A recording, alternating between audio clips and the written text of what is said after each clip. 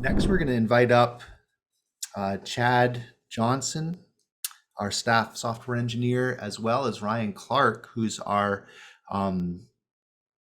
engineering manager for Hoops Visualize, to talk about a pretty big effort in the last year to support the Apple Metal driver. So we're really excited to hear what you have to say. Ryan, why don't you kick us off? Waiting for the slides. All right, fantastic. Hello, everybody. I'm going to give a high-level introduction to our metal development project. Go ahead and go to the next slide. Let's start from the beginning and talk really just explain briefly what even is a graphics driver. So a graphics driver is the API for drawing to the screen in 3D, and Visualize uses these API for our drawing. We try to hide these details from our users so you don't have to worry about them, but nevertheless, we're really dependent upon them for our functionality. There are several graphics drivers in the industry that you've probably heard of. There's DirectX for Windows, Metal we've talked about today for Apple platforms, and then OpenGL and VULKAN are cross-platform drivers.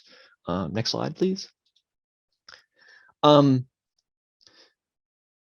There's a new generation of graphics drivers available today. There's DirectX 12 for Windows and Metal for Apple platforms, and then VULKAN for everything except Apple platforms. And these new graphics drivers offer two benefits over the older APIs. First is they offer a much lower level control over the GPU. And second is they give a much more accurate representation of what the GPU is and does. And together, these two things allow you to more carefully control how your application is using the GPU so that you can more tightly manage it and really optimize for performance. And compared to the past APIs, this was actually tricky to do because the APIs are much higher level and there's a lot of implicit behavior. So you didn't really have the tight low-level control to really optimize how your application is using the GPU. Next slide. In this context, Apple has deprecated OpenGL for both macOS and iOS. Apple has promised that OpenGL will remain available for some time, but they haven't been specific about how long that will be. And that's actually not terribly comforting because Apple has a reputation for really aggressive obsolescence. So we're really set with the goal of searching for an alternative for our partners who are using Apple platforms. Next slide.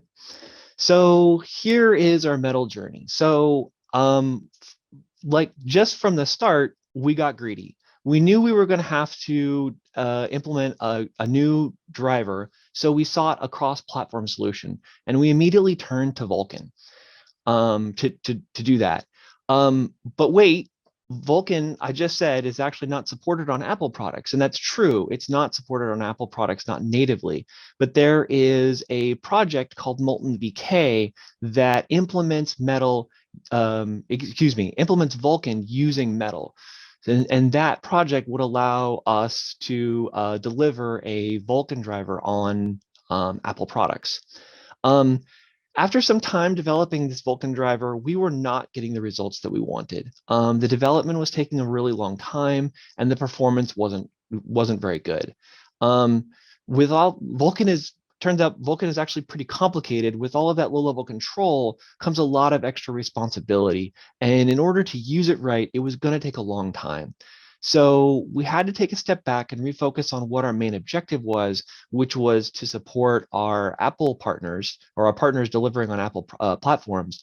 And so we had to pivot to Metal. And we knew that if we implemented this solution in Metal, that we could deliver it faster and have better results. And to talk about what that looked like, I will pass the mic to Chad. All right.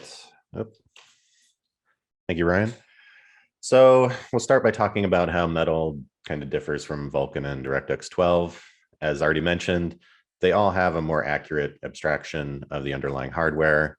Metal probably has the simplest abstraction, simpler memory management, and you don't have to deal with transitions, but they're largely similar kind of in overall behavior. Metal is the only native modern graphics API. as Ryan mentioned, Molten VK is obviously implemented on top of Metal. And my understanding is on the ARM Macs, even OpenGL is implemented on top of Metal. All of Apple's development tooling is built for Metal. So even if you use something like Molten VK, if you end up having to use any of that tooling, you're going to have to work with Metal at some point. There are still tools that are kind of developed for all of these modern graphics APIs that we can take advantage of when we work with Metal. And additionally, by just limiting ourselves to the Metal driver, we could focus on a smaller problem scope. So as compared to OpenGL, what do we gain? As mentioned, we get that modern graphics API, but I think most importantly, it's one that's under active development. Additionally, we get more uniform desktop and mobile driver code. Our OpenGL driver supports multiple desktop platforms, so Windows, Linux, Mac, as well as multiple mobile platforms in Android and iOS. That means we have to cover a wide range of like implementations in that one code base, whereas with our Metal driver, it can be more streamlined and a little simpler. We actually get frame capture for diagnosing rendering issues. Previously, this is something we only had via RenderDoc on Windows and Linux for DirectX 11 and OpenGL. We get actual compute shader support. This was not available on OpenGL on Apple. And we additionally get the ability to do GPU selection. I don't know if any of you have ever had to deal with having an OpenGL, choosing the GPU for OpenGL to use on a Windows laptop with hybrid graphics, but that can be a pain point. What do we lose? There is some stuff we lose. We don't get this nice XOR overlay because Metal doesn't have logic operations on render targets. The Metal shading language has no double primitive support, which is something OpenGL has. Metal has no geometry shaders, so we can't use those, though we don't use them for much. And kind of the flip side to the smaller problem scope is that this is Apple only, so it's only going to work on those platforms. So the workflow from a high level for this API and also for like DirectX 12 and VULKAN is pretty simple and similar. Starts with choosing the device or the GPU you want to run on. From that device, we get a command queue. The command queue is, oops, sorry about that. The command queue is object that contains like batches of work we want the GPU to execute and enforces certain ordering requirements. From the command queue, we get command buffers. Command buffers are objects that contain the commands we want to, a batch of commands we want the GPU to execute. So this is our render commands, copy commands, compute commands, as well as presenting to the screen. And kind of at the end of the command buffer, when we're done drawing what we want, we tell it to present to the screen. We then commit that command buffer, which signals to the command queue this batch of work is complete, and it can go ahead and schedule that for execution by the GPU. And then we start again at step 3 on the next time we need to do an update by getting another command buffer and repeating the process. So how is this different than the older APIs? Well, they don't really have this abstraction of a command queue, command buffer at all. You really just, you do some little initialization, but then you start setting some global state and issuing draw commands, and off you go. So the abstraction is different. So what are some things to keep in mind about how this is all working? Well, there's really this client-server relationship between the CPU and the GPU. The CPU is really just building up a list of work that we're then requesting the GPU perform, but that may not get processed right away. So if there's any data like uniforms or constants that the CPU needs to update every frame and that the GPU then has to read when rendering that frame, We have to keep track of when those buffers are in use by the GPU and when it's done with them, so that we know when we can reuse those buffers or get rid of them if we no longer need them. That is not something you generally had to do with the older APIs at all, this kind of management of the buffer logic. Another thing that's important to keep in mind is if there's any dependencies in our rendering, we have to make sure that we're making use of any API ordering guarantees that are made by the graphics API by Metal, or any synchronization primitives it provides to ensure that we get the ordering that our rendering will require. So how do we be performant? We want to maximize the amount of object and buffer creation we do during initialization and reuse those objects as much as possible. We generally have to defer a lot of this until an initial file is loaded, because it's only at that point that we know what we're going to draw. But we do cache like shaders and state objects that we create when we're doing a rendering and reuse those. We want to keep the CPU running ahead of the GPU to maximize throughput.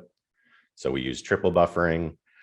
This again goes to the issue of tracking buffers across multiple frames, because that's required for that approach.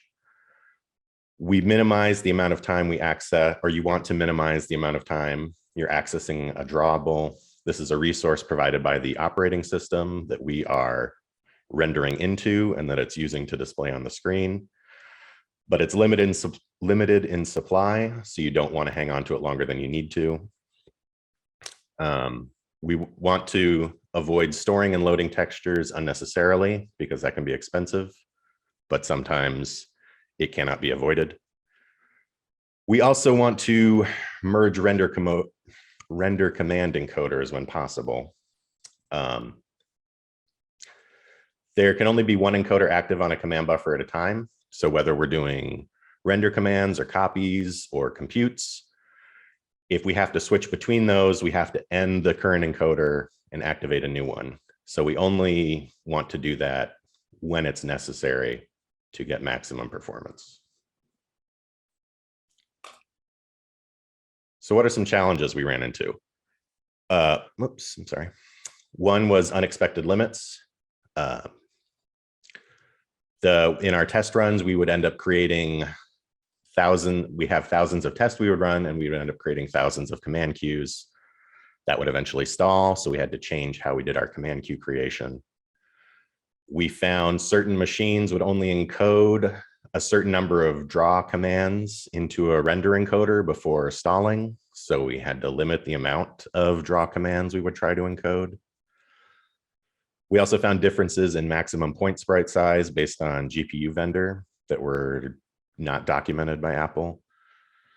The buffer management is what I've alluded to previously. We ended up going to a system where we just allocate large buffers, which we then subdivide subject to alignment requirements, and keep track of when those buffers are in use by the GPU. For all of the shader variants, we needed to make them available in the Metal shading language. For that, we use the prototype GLSL shaders we made for our VULKAN driver.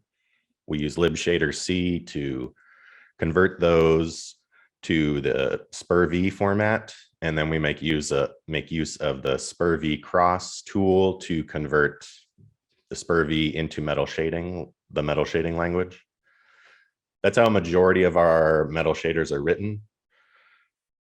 There were some compute shader behavioral differences between Metal and DirectX 11 and OpenGL, particularly related to reading past the end of an array or writing past the end of an array, that caused us some problems and we had to address.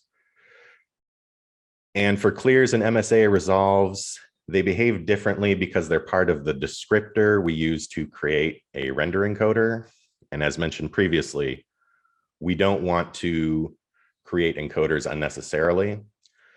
So we had to take steps to try to not create more encoders than we needed to. And for clears, usually that ended up amounting to having to draw a screen align quad to do our clears to the color and depth targets. For multi-sampling resolves, we still fall back to having to create an encoder though. So what does it look like if we use it on the Mac? On the left here is OpenGL code from our Cocoa sandbox with HPS. And on the right is what it looks like if you want to use Metal. Pretty similar. The main difference is that Metal requires us to use this core animation metal layer that we render into. This is the object that gives us those drawables that I referenced. Our OpenGL version did not render into the core animation OpenGL layer, so it doesn't have that requirement. But aside from those functions, it's really just a matter of telling Visualize which driver we have the application set up to use. For iOS, it's more similar because the iOS application does use the core animation OpenGL layer. Again, on the left is OpenGL, on the right is Metal, and it's basically analogous. You just change the layer you use. There's relevant options we set for whatever layer, and again, tell Visualize which driver to use. So it's very simple to try out the new driver if you want to. For testing, we have about 5,000 tests with our 3DF API that we run on Mac, Intel, and ARM. And we have about 2,500 tests with our HPS API that we run on Mac, Intel, Mac, ARM, and iOS. That's what we use to confirm visual correctness. And then the performance results can vary, and I'll walk through this table here, kind of explaining what it's showing. So these results are for 4x multi-sample anti-aliasing. We're showing Intel and Metal timings and frame rates. That's from a 16-inch MacBook Pro. And then we're also showing OpenGL and Metal frame rates for a M1 MacBook Pro. So the models here on the left are just some models we have to test performance. The sizes are like millions of triangles. So to start with Intel, you can see that generally Metal is close, but maybe slightly slower, within a millisecond or two on most of these, slightly worse here. But generally, I would say the performance is pretty comparable. Really, the bad one is the hospital here at the bottom, which is already not great with OpenGL at only 25 frames per second. It is better than Metal, though, at only 14. So there's clearly some issues we still have to resolve. With the ARM timings, I put an asterisk here because as far as I'm aware, it is not possible on these M1 machines to disable VSync. VSync, in case you're not aware, is when the frame rate is tied to the refresh rate of the monitor. So if your monitor refreshes at 60 Hertz, that core animation layer does not want to let you draw faster than 60 frames a second. So these times and the corresponding frame rate are based off what our internal update time is. So you can get an idea of what the performance is. If we didn't do this, these top 5 would all say 60 FPS because of that VSync issue. For ARM, this larger number is this, or for OpenGL, sorry, this larger number is the same value. That's our update time. The smaller number that's here is what I was seeing on the screen. So again, I think even with OpenGL, it's doing some limiting of the frame rate, and at least as far as I can tell. In this case, Metal, I would say, performs slightly better in some cases, a millisecond or two better, or a millisecond or so behind. And with the hospital model, actually is the best performing of any of them.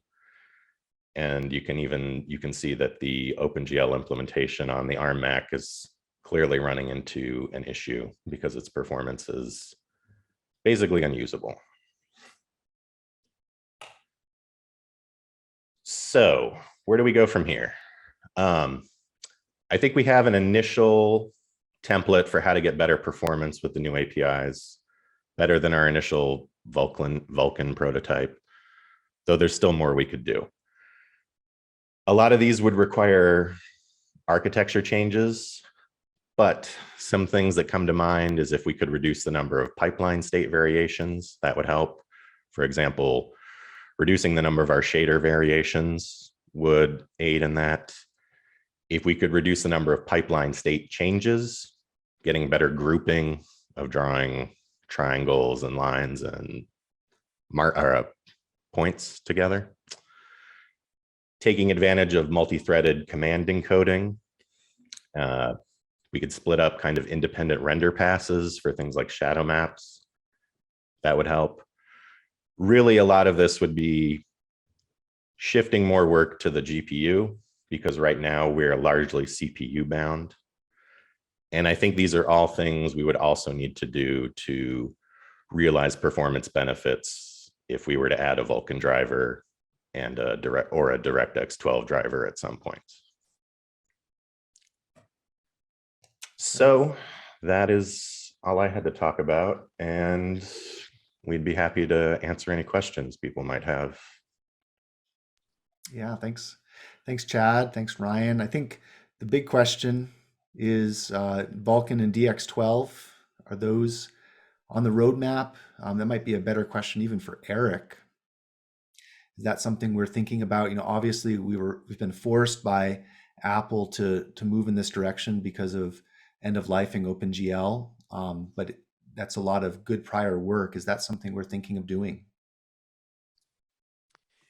Yeah, so certainly support for Vulkan and DX12 is on that long-term roadmap, but the reason that we're not just diving into writing another driver specifically around those is there's a lot of work that has to go in to really take advantage of them. Chad alluded to the amount of low-level management that you have to take on in order to get access to the capabilities that it offers. The problem is that right now, Visualize won't take advantage of those additional capabilities. And so we have to do a lot of work under the hood before we can really scratch the surface of taking advantage of these languages. So it's on the roadmap. Certainly doing Metal was a great experience for the team, and it'll hopefully help us kick those off.